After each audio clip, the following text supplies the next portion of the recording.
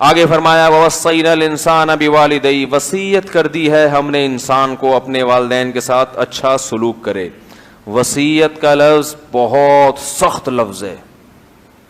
یہ نہیں فرمایا کہ ہم نے حکم دیا ہے انسان کو یہ کرے.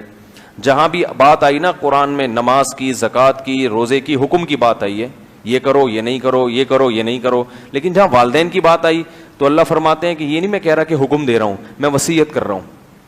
وصیت کسے کہتے ہیں پتہ ہے؟ مرتے ہوئے جو ہم کہہ کے جاتے ہیں. بھائی جب ہم دنیا سے جا رہے ہوتے ہیں اس وقت جو ورڈنگ ہوتی ہے، جو باتیں کہہ کے جاتے ہیں، وہ باتیں کیا کہلاتی ہیں؟ بھائی میرے ابا نے یہ وصیت کی تھی تو میں اس کو کسی قیمت پہ چھوڑ نہیں سکتا. تو وصیت کی جاتی ہے اس حکم کی جو آپ کی نظر میں بہت اہمیت کا ہم، کیونکہ مرتے ہوئے آپ ادھر ادھر کی باتیں نہیں کرو گے. اب آپ دنیا سے جا رہے ہو، ڈاکٹر نے کہہ دیا آپ کے پاس 3 منٹ کا ٹائم ہے، یا آپ پھانسی کے پھندے پہ جا رہے ہو، آخری خواہش پوچھی جاتی ہے نا. کیا ہو گیا بھائی؟ آخری خواہش پوچھی جاتی ہے کہ بتائیں مرنے سے پہلے کیا چاہتے ہیں. تو آپ چھوٹی موٹی باتیں نہیں کرو گی. یار میں یہ چاہتا ہوں کہ ایسا ہے کہ صبح میری جو بڑی بچی ہے اس کو ناشتے میں 2 پراٹھے کھلا دینا وہاں سے لا کے، اور وہ ہے نا اس بیچارے نے کئی دنوں سے برگر نہیں کھایا، میرا وہ منجلا بیٹا، اس کو کل ضرور برگر کھلا دینا. اور ہاں ایسا کرنا وہ گاڑی میں غلط پارک کر کے آ گیا تھا، اس کو صحیح جگہ پارک کر دینا. تو لوگ کہیں گے موت کے خوف سے اس کا دماغ کیا ہو گیا ہے، یہ باولا ہو گیا، خراب ہو گیا. اس موقع پر تو سلیکٹڈ باتیں کی جائیں گی. ٹائم کم ہے، بہت ہی اہمیت جس حکم کی ہوگی آپ وہ حکم اس وقت اپنے لواحقین کے سامنے بولو نا پیش کرو گے، جس کو ہر قیمت پہ منوانا چاہتے ہو آپ کہ یہ تو کرنا ہی کرنا ہے. اور پھر لوگ اس کو اہمیت سے بھی لیتے ہیں. بھائی یہ تو میرے باپ کی وصیت ہے یار، میں اسے کیسے چھوڑ سکتا ہوں، یہ تو میرے ابا نے کہہ کر گئے تھے مجھے. تو اللہ نے لفظ استعمال کیا وصیت، حالانکہ اللہ پہ موت نہیں آتی، یہ بتانے کے لیے کہ مرتا ہوا جتنی تاکید سے کوئی حکم دیتا ہے اتنی تاکید سے میں تمہیں، بلکہ اس سے بھی زیادہ تاکید سے. کیوں؟ عربی میں وصیت کے لیے وصا کا لفظ استعمال نہیں ہوتا، اوصا کا لفظ استعمال ہوتا ہے. وصا میں تشدید تاکید کے لیے ہے کہ بہت زیادہ تاکید سے تمہیں وصیت کر رہا ہوں کہ والدین کے ساتھ اچھا سلوک کرنا ہے. بہت اہم حکم ہے، بہت اہم حکم. ایک جگہ فرمایا قضا ربو کا، تیرے رب کا فیصلہ ہے. یہ کب استعمال ہوتا ہے؟ جب عدالت میں جج کوئی حکم صادر کرتا ہے تو وہ عام احکام کی طرح حکم نہیں ہوتا، وہ فیصلہ ہوتا ہے جس کے پیچھے واپس ہونے کا کوئی راستہ آپ کے پاس. جج کہتے ہیں نا فیصلہ محفوظ ہے، وہ فیصلہ اناؤنس کر دیا جاتا ہے، بس سپریم کورٹ کا فیصلہ ہے، اب یہ ریورس نہیں ہو سکتا. تو اللہ نے والدین کے لیے قضا کا لفظ بھی استعمال کیا اور وصیت کا لفظ بھی. بتا دیا کہ یہ حکم عام احکام کی طرح بولو بھائی نہیں ہے. اس لیے بھائی اللہ کا واسطہ دے کے کہتا ہوں نوجوانوں کو، جو مرد ہیں ان کو بھی، جو نوجوان لڑکیاں ہیں ان کو بھی، اپنی ماں اور اپنے باپ کے سامنے زبان مت چلایا کرو. دنیا بھی تباہ ہو جائے گی، آخرت تو ہوگی تباہ. بہت کنٹرول کرو، برداشت کرنا سیکھو، برداشت کرنا، اللہ نوازے گا تمہیں.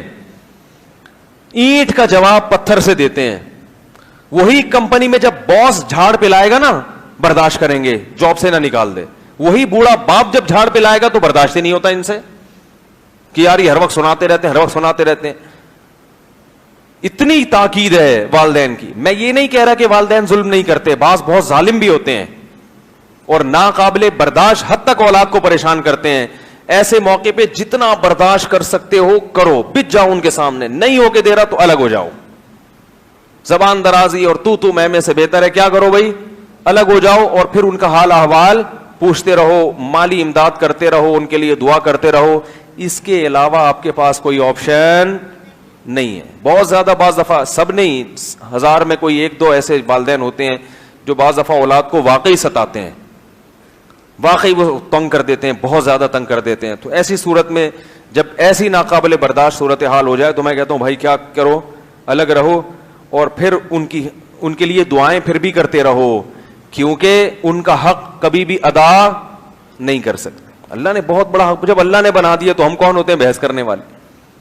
اور والدین کو اولڈ ہاؤس میں جمع کرانا, بیماری میں ان کو نہ پوچھنا, بیمار چھوڑ کے چلے جا کے کوئی ملازم رکھ لیتے ہیں ماسی, اور خود بھول گئے ان کو. ماسی کو پیسے دے دیں گے, وہ سارے پیمپر شیمپر خود ہی چینج کر دے گی ماں کے, اور یہ ابا کے لیے بھی ایک ملازم رکھا, خود بالکل بھول گئے. یہ بھی غلط ہے بھائی. ابا کی گندگی صاف کیا کرو خود. اگر فالج ہو گیا ہے, قومے میں چلے گئے, اللہ نہ کرے لقوہ ہو گیا, ان کو خود اپنے ہاتھوں پہ بٹھا کے نہلاؤ دھلاؤ, یہ خدمت کرو. بہت بڑی خدمت ہے, بہت بڑی خدمت. اللہ بہت نوازے گا, آخرت میں نہیں دنیا میں بھی نوازے گا, آخرت تو بعد میں ہے. مسلمان معاشرے میں یہ تصور نہیں تھا کہ ابا کے لیے دوسرا کوئی بندہ رکھا جائے. یہ تو اس دور کی یہ جہالت ہے اور سفاکیت ہے. ہاں آپ سے مشکل ہو رہی ہے, ایک آدمی سے سنبھالا نہیں جا رہا, پھر ملازم رکھ لیا, وہ ایک الگ بات ہے. جان چھڑانے کے لیے ملازم رکھنا کہ یار پیسے دے دوں گا وہ کر لیا کرے گا, یہ ظلم ہے باپ کے ساتھ, یہ ظلم ہے ماں کے ساتھ. پہلے اس کا تصور نہیں تھا معاشرے میں. اپنا بڑھاپا سوچو, تمہارے اوپر بھی تو یہ سب کچھ آئے گا نا. الحمدللہ ایسے لوگ بھی ہیں 15 سال سے باپ کوما میں گیا ہوا ہے, لیکن بیٹے اس کو چھوڑ کر جانے کے لیے تیار نہیں ہے. بیٹے اس کی خدمت کرتے ہیں, اس کے قضائے حاجت اس کے بستر پہ ہی سب واش کرتے ہیں, دھوتے ہیں, پیمپر چینج کرتے ہیں. ایسے بیٹے بھی ہیں الحمدللہ. لیکن مغربی کلچر آہستہ آہستہ ہمارے ہاں آ رہا ہے, اور اس کی وجہ بھی والدین ہے. والدین اپنی اولاد کو دین نہیں سکھاتے. انہوں نے ساری زندگی ان کو فزکس کیمسٹری میں لگا کے رکھا ہے, اور فزکس میں والدین کے حقوق کہیں بھی نہیں پڑھائے جاتے. میڈیکل سائنس میں یہ تو بتایا جاتا ہے بچے کی پیدائش کا پروسیس کیا ہوتا ہے, لیکن باپ اور ماں کا بچے پر کتنا بڑا احسان ہے. میڈیکل سائنس میں ایسا کوئی چیپٹر بولو نا بھائی ہے کیا, کہیں پڑھایا جاتا ہے؟ آئیے اب والدین کے حقوق پر پروفیسر صاحب آ کے خطاب کریں گے. جب چیپٹر ہی نہیں ہے تو ڈاکٹر کو کیا پتا کہ باپ کا کیا حق, ماں کا کیا حق. اگر کوئی ڈاکٹر والدین کے حقوق ادا کر رہا ہے تو وہ اس لیے کہ مسلمان ہے, اس لیے کہ مسلمان کلچر میں پیدا ہوا. میڈیکل سائنس نے اس کو یہ چیز نہیں سکھائی. کوئی انجینئر ہے تو انجینئرنگ میں اس نے پڑھا ہی نہیں کہ تمیز سے بات کیا ہوتی ہے, تو کیسے تمیز سے بات کرے گا بھائی لوگوں سے؟ کیا خیال ہے بھائی؟ تمیز تو مدرسوں میں سکھائی جاتی ہے, بزرگوں کے یہاں سکھائی جاتی ہے. اب بچے ماں باپ کہتے ہیں ہمارا بچہ انجینئر بن گیا مگر ہم سے تمیز سے بات نہیں کرتا. میں ان سے کہتا ہوں بھائی اس نے جتنی کتابیں پڑھی ہیں اس میں تمیز نام کا کوئی چیپٹر تھا ہی نہیں, تو وہ کیسے بات کرے گا؟ آپ کو اگر تمیز سکھانی تھی اس کے لیے تبلیغ میں بھیجتے آپ اس کو.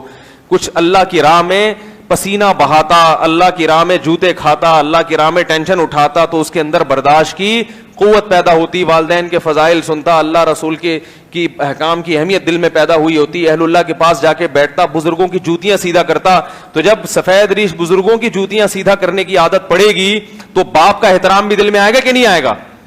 اور سارا دن بیٹھ کے بزرگوں کو بگالیاں دیتا رہے گا تو ایک دن اپنے ابا کو بھی کیا کرے گا؟ گھر سے نکال دے گا باہر.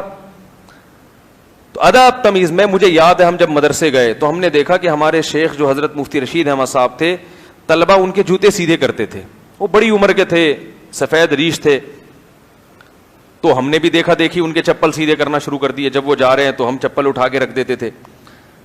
کچھ دنوں میں مجھے خیال آیا, جب میں گھر آتا تھا تو مجھے پھر شرم آتی تھی کہ یار ہم اپنے باپ کے جوتے کیوں نہیں اٹھاتے. جب ایک پریکٹس ہو گئی نا تو پھر شرم آتی تھی کہ ہمارے ابا اپنے جوتے اپنے ہاتھ میں پکڑ کے چلیں اور ہم پیچھے پیچھے ایسے ہی چلیں, یہ ہماری غیرت کے خلاف.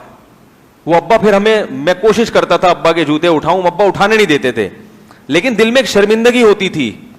تو یہ چیزیں ٹریننگ سے آتی ہیں. تمیز کہاں سے آتی ہے؟ فزکس کیمسٹری سے بولو بھائی, نہیں آتی. تو بہت ضرورت ہے. کلچر تباہ ہو رہا ہے, باپ کا احترام نکل رہا ہے, دادا دادی نانا نانی کا احترام نکل رہا ہے. جو غیر مسلموں میں ڈراموں میں فلموں میں دیکھ رہے ہیں وہی چیز ہمارے گھر میں آ رہی ہے. دادیوں کو جھڑکا جاتا ہے, دادی ماں کی طرح ہوتی ہے بھائی, وہ تمہاری باپ کی بھی ماں ہے, اس کا تو بہت زیادہ احترام ہے, کے لیے بھی قابل احترام ہے. اس کے تو قدموں میں بیٹھا کرو, پاؤں دبایا کرو, کڑوی کسیلی سنا کرو. نہ دادی کا احترام نہ نانی کا احترام. مذاق اڑا رہے ہوتے ہیں, دادی ہر وقت کھانستی رہتی ہے, دادی چیختی رہتی ہے, دادی کو تمیز سے بات, آہستہ بولو. ایک جگہ میں نے دیکھا ایک صاحب کہہ رہے ہیں اپنی دادی کو ذرا آہستہ بات کرو. میں نے کہا یار تیری باپ کی ماں ہے, یہ اتنا بڑا احترام, اس کو تم کہہ رہے ہو کہ آہستہ بات کرو. اس کو سکھا رہے ہو تم. یہ ہے وہ کلچر جس کی طرف ہمیں مغرب لے کر جا رہا ہے. میڈیا بھی لے کر جا رہا ہے اسی کلچر کی طرف, اور مغرب بھی اسی کلچر کی طرف ہمیں لے کر جا رہا ہے. تو بھائی ان بزرگوں کی قدر کرو. قرآن حدیث میں کیا آتا ہے؟ حدیث سے فقہا نے, تمام فقہا نے مسئلہ نکالا ہے کہ آپ اگر نفل نماز پڑھ رہے ہیں, باپ نے آپ کو بلایا, آپ نماز توڑ کر اس کی بات کا جواب دیں. ماں نے بلایا, نماز توڑ کے ماں کی بات کا جواب دیں. دادا نے بلایا, نماز توڑ کے دادا کی بات کا جواب دیں. دادی نے بلایا, نماز توڑ کر دادی کی بات کا جواب دیں. نانی نے بلایا, نماز توڑیں نانی کی بات کا جواب دیں. نانا نے بلایا, نماز توڑیں نانا کی بات کا جواب دیں. اس کے علاوہ کوئی بھی بلائے تو نماز توڑنے کی ضرورت نہیں ہے. کتنا بڑا حق, کتنا بڑا حق بنا دیا. سب کلچر کی واٹ لگ رہی ہے, بس پیسہ کماؤ پیسہ کماؤ پیسہ کماؤ. اور والدین کا بھی قصور ہے, ان کو بھی وہی بچہ اچھا لگتا ہے جو پیسے کما کے کھلاتا. ان کو نماز پڑھتا ہوا بچہ اچھا لگتا ہی نہیں ہے. نماز پڑھتا ہوا بچہ ان کو کیا, داڑھی والا بچہ ان کو اچھا لگتا ہی نہیں ہے. شلوار ٹخنے سے اوپر ہو تو ان کو بچہ ملا ملا سا لگ رہا ہوتا ہے, وہ پسند ہی نہیں کرتے.